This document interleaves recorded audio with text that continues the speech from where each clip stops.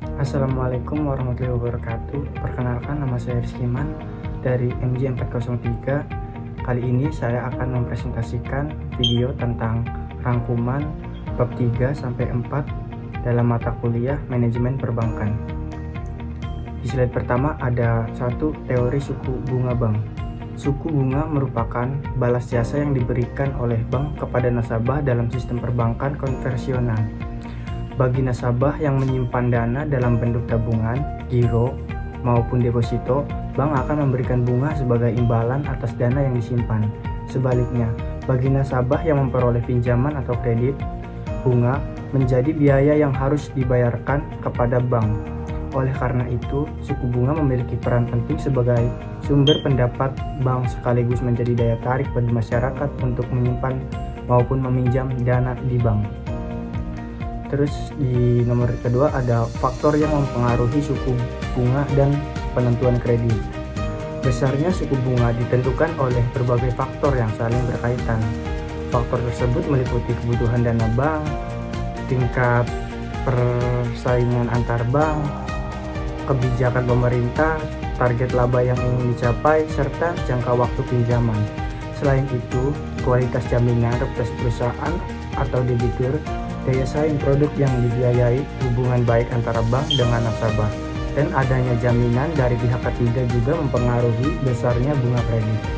Dalam menentukan bunga kredit, bank juga mempertimbangkan biaya penghimpunan dana atau cost of fund, biaya operasional, cadangan risiko kredit, macet, target keuntungan, dan pajak sehingga tingkat bunga yang ditetapkan dapat memberikan keuntungan sekaligus menjaga keberlangsungan usaha bank. Terus nomor 3, deposito sebagai produk perbankan.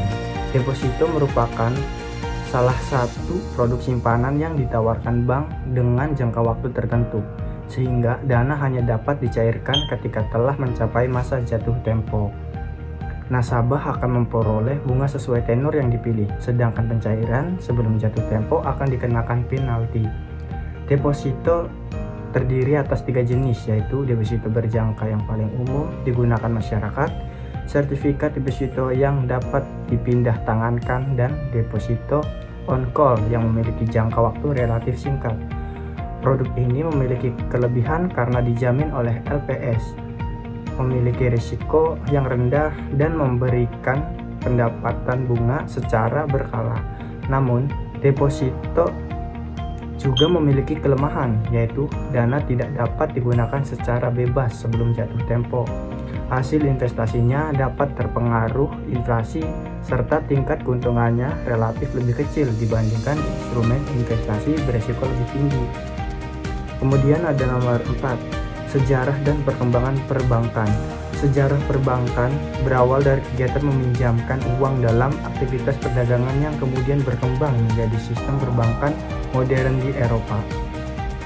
Melalui masa penjajahan, bangsa Eropa membawa konsep perbankan tersebut ke Indonesia, sehingga sejarah membawa konsep perbankan tersebut ke Indonesia.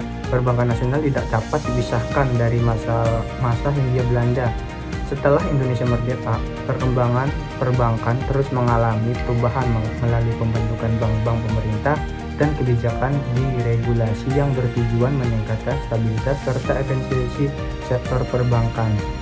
Seiring berkembangnya teknologi digital, industri perbankan juga mengalami transformasi dengan munculnya berbagai bank digital yang menawarkan layanan keuangan secara lebih praktis, cepat, dan mudah diakses oleh masyarakat. Kemudian ada nomor 5, penggolongan bank dan kesimpulan.